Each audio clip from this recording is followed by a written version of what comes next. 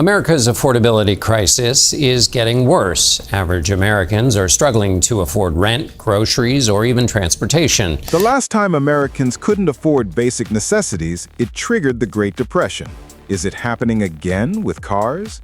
Right now, families need financing just to buy $3,000 cars. Basic transportation requires mortgage-level commitments. Auto debt has surpassed student loans for the first time in history, reaching levels that economists are calling unsustainable. The warning signs are identical to what we saw before the housing crash, except this time the toxic asset is parked in every driveway. How did we get here? Why are car loan defaults spiking? And what happens when this spreads beyond automotive? Understanding this isn't optional because the collapse is already happening, and it starts with something you can see at any dealer lot across America. What happens when 25,000 Ram pickup trucks become automotive tumbleweeds, sitting unsold for over 200 days? Dealer lots across America look like automotive graveyards. 25,000 Ram trucks, 25,000, have been sitting on dealer lots for over 220 days. That's more than 7 months of trucks just gathering dust and depreciation. Toyota Tundras are stuck for 200 to 300 days. These aren't exotic luxury vehicles with limited appeal. These are the workhorses of American commerce, the trucks that built suburbs and haul equipment and represent practical transportation. The inventory numbers tell a story of complete demand collapse. New vehicle imports plunged 72.3% in May alone. Just 3,600 vehicles arrived at United States ports compared to over 13,000 the previous year.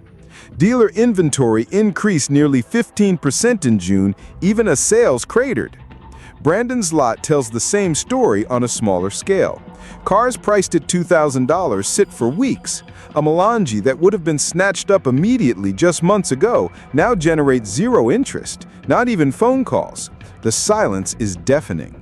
Dealerships track inventory using a metric called days of supply, basically how long current inventory would last at current sales pace. The number has climbed to 82 days compared to 70 the previous month.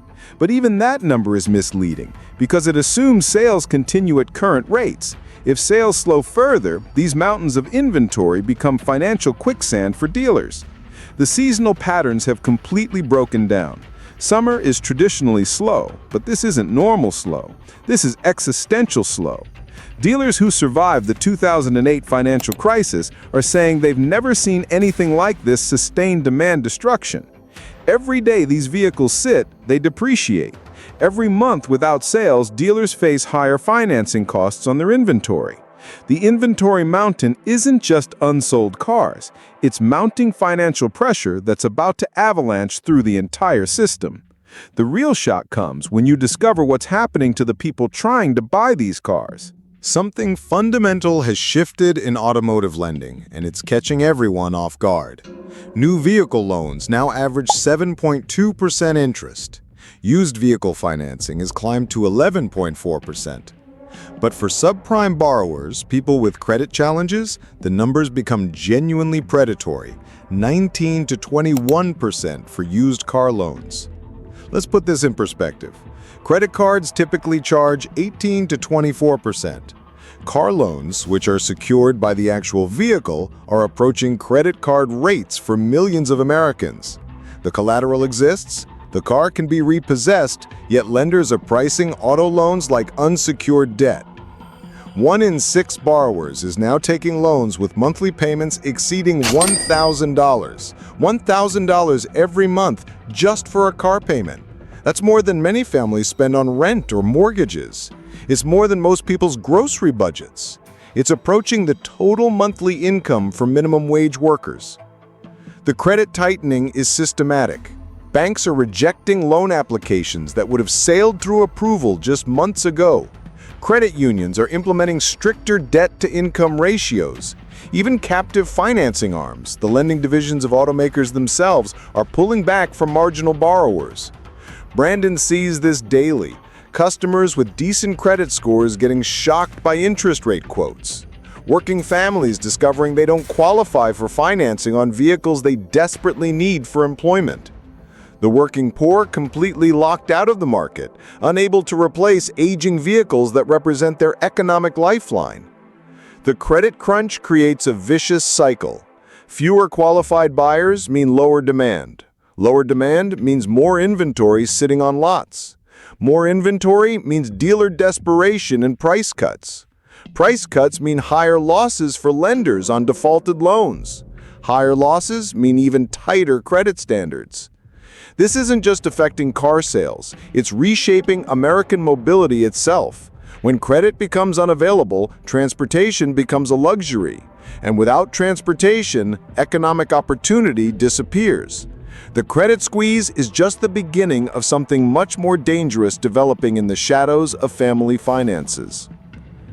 Underwater and sinking. 1 in 5 car owners now owes $10,000 more than their vehicle is worth, and that number is growing every month. Average negative equity has jumped from $6,600 to $7,200 in just months.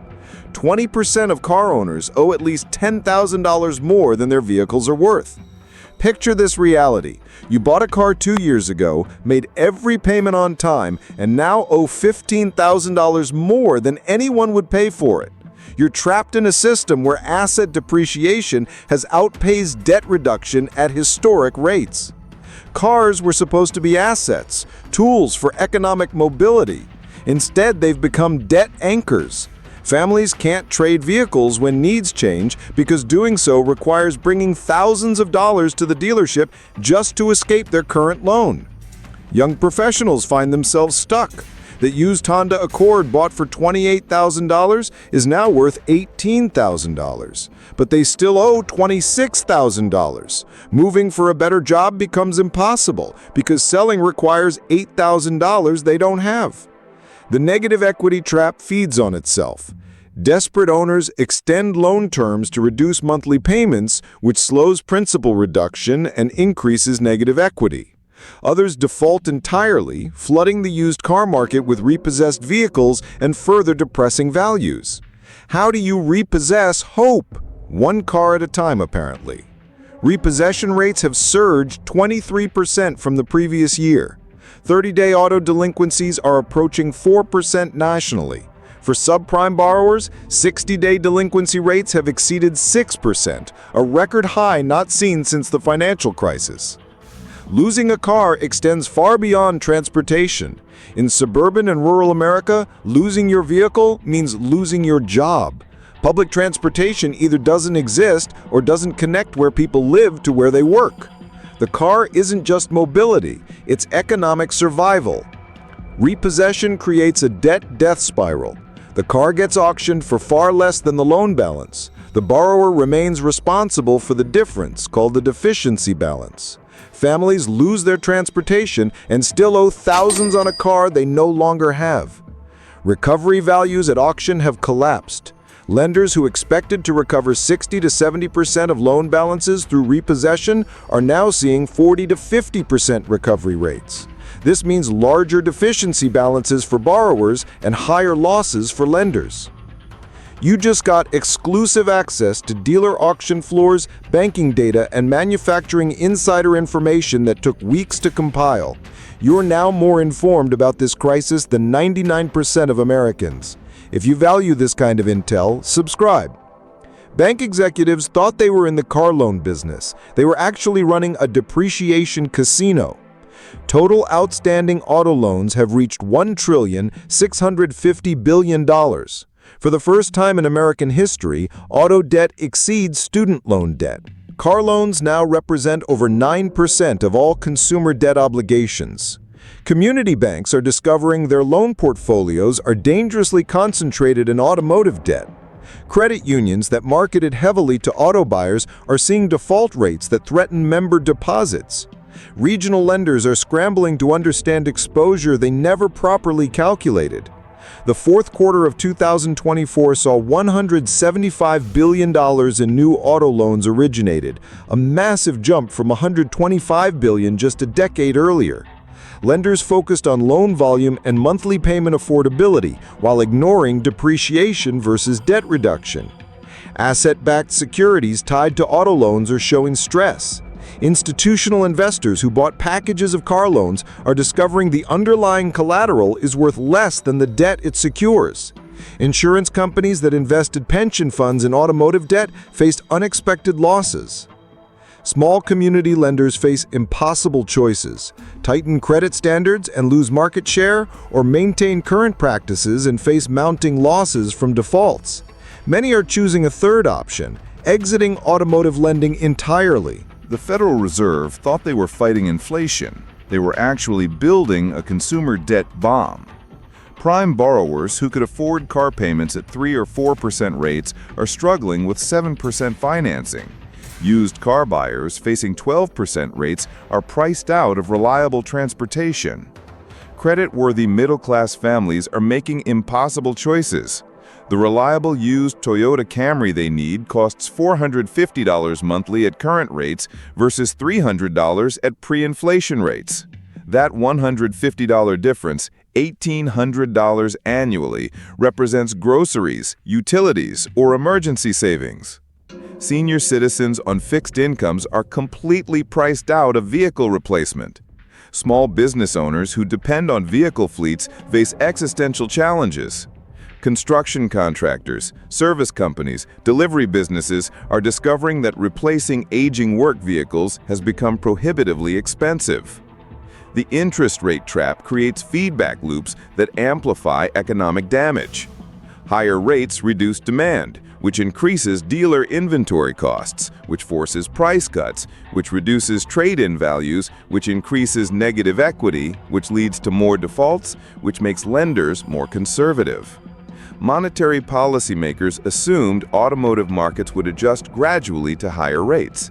Instead, they've triggered systematic collapse spreading from individual family finances into the broader financial system in ways that threaten economic stability far beyond the car market itself. The assembly line that built America's middle class just went quiet, and 900 workers discovered their jobs were collateral damage. The layoffs notices arrived at 5 Stellantis plants across the Midwest. 900 hourly employees were placed on indefinite layoff status. Warren Stamping in Michigan, Sterling Stamping, Indiana Transmission, Kokomo Transmission, and Kokomo Casting all faced the same devastating reality: production cuts triggered by tariff policies that were supposed to protect American jobs. These weren't temporary adjustments. These were permanent workforce reductions for transmissions, stampings, and powertrains destined for vehicles assembled in Canada and Mexico. The global supply chain that automotive executives spent decades perfecting was being dismantled by political decisions made thousands of miles from factory floors. Each automotive job supports approximately 3 additional positions in surrounding communities: the restaurant where plant workers eat lunch, the gas station where they fuel up, the grocery store where they shop. Entire economic ecosystems depend on factory paychecks.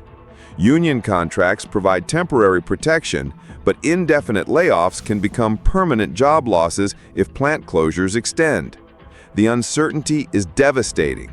Families can't make long-term plans when they don't know if jobs will return. But you have to understand, 900 layoffs in a single week weren't an accident. They were the direct result of policies that completely misunderstood how the modern economy actually works.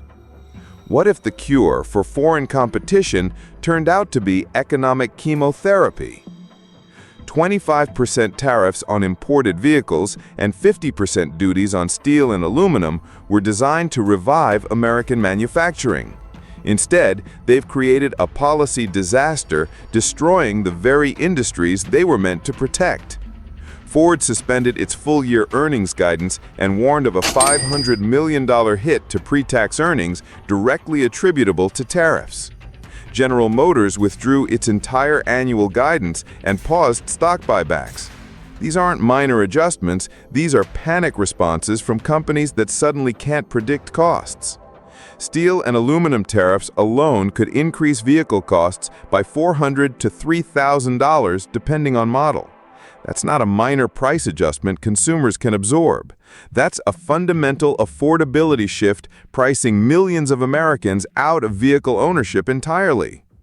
Manufacturing communities that voted for tariff protection are discovering global supply chain reality. The Mahoning Valley in Ohio, where steel production was supposed to surge, is seeing automotive suppliers cut jobs because customers can no longer afford domestic steel at tariff-inflated prices. Small suppliers face impossible choices: pass through tariff costs and lose contracts to competitors, or absorb increases and operate at losses, guaranteeing bankruptcy. Many choose a third option: closing operations entirely and laying off workers who thought tariffs would protect their jobs.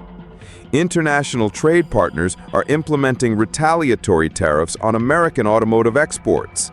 The global market American automakers spent decades developing is fragmenting along political lines, prioritizing symbolism over economic reality. The tariff disaster gets even worse when you discover the fundamental lie at the heart of American manufacturing. There's no such thing as an American car anymore. Even the most American car isn't American anymore, and that truth just demolished the entire tariff strategy. The Ford F-150, celebrated as America's truck, contains only 32% USA or Canadian components. 70% comes from international suppliers. Electronics, transmission parts, basic hardware, all sourced from dozens of countries across multiple continents. Tesla's Model Y was ranked most American-made car in 2023, yet still contains approximately 30% foreign parts. Even with final assembly in American factories, critical components, especially lithium-ion battery cells, come primarily from China and South Korea. Supply chain reality demolishes political rhetoric about manufacturing independence. Modern automotive production isn't contained within national borders. It's distributed across global networks where efficiency, specialization, and cost optimization determine component sourcing. Attempting to force supply chains back within American borders isn't reshoring, it's economic self-destruction. Technical expertise, specialized equipment, and industrial infrastructure required to produce every automotive component domestically would take decades to develop and result in vehicles so expensive most Americans couldn't afford them.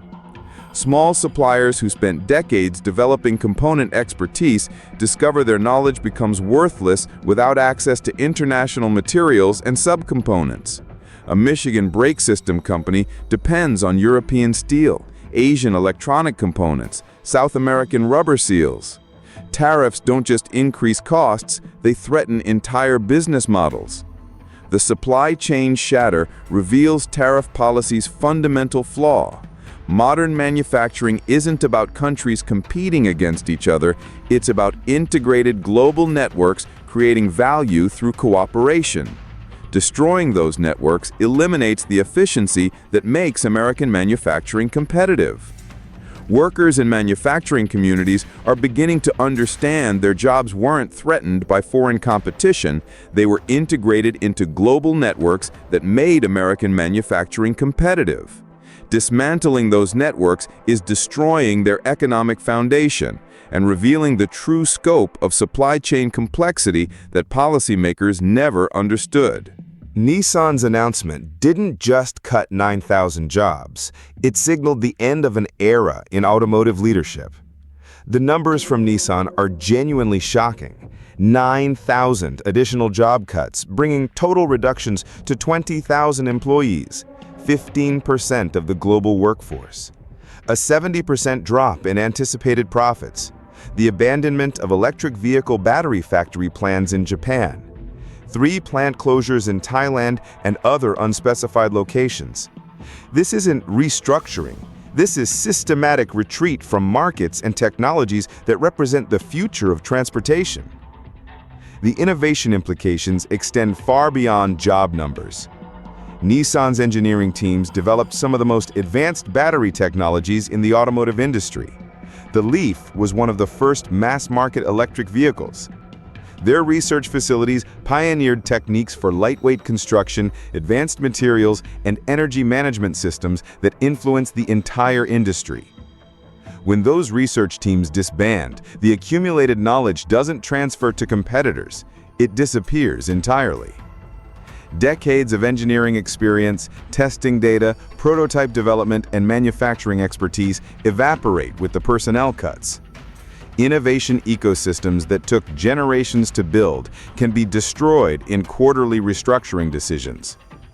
The broader automotive industry is witnessing a systematic withdrawal from long-term research and development. Companies facing immediate financial pressure from tariff costs and demand collapse are cutting the very investments that determine future competitiveness. Advanced materials research, autonomous vehicle development, battery chemistry improvements, all are being sacrificed to manage short-term cash flow. Regional innovation clusters built around automotive manufacturing are fragmenting. University research partnerships that connected academic institutions with industry needs are losing their commercial partners. Graduate students who planned careers in automotive engineering are discovering their target employers no longer exist. The innovation exodus creates a vicious cycle.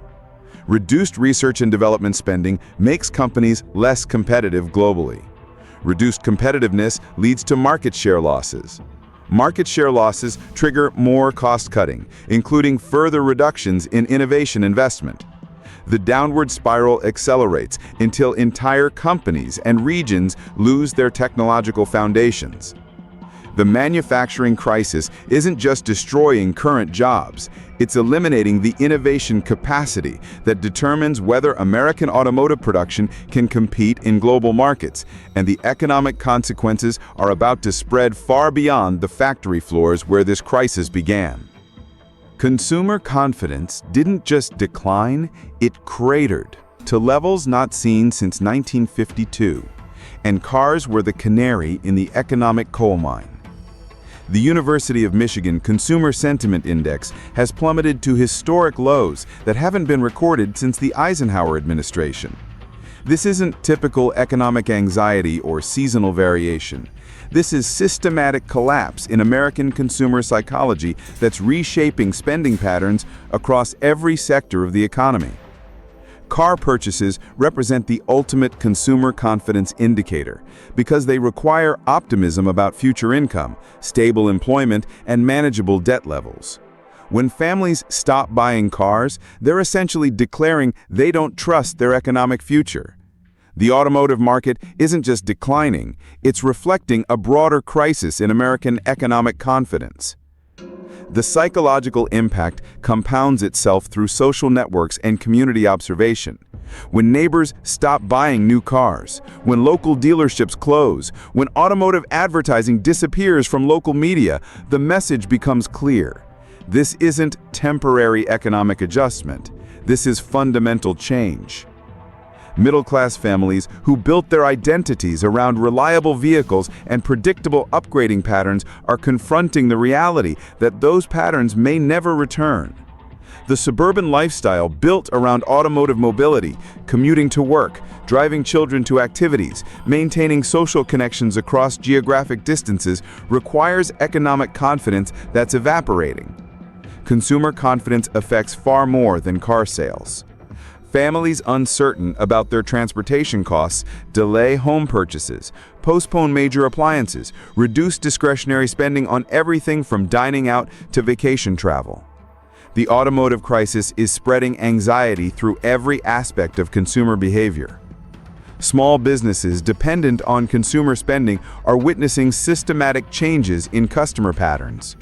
Restaurants near dealerships report declining traffic. Shopping centers anchored by automotive retailers face reduced foot traffic. Service businesses that maintained vehicle fleets are postponing equipment replacement indefinitely.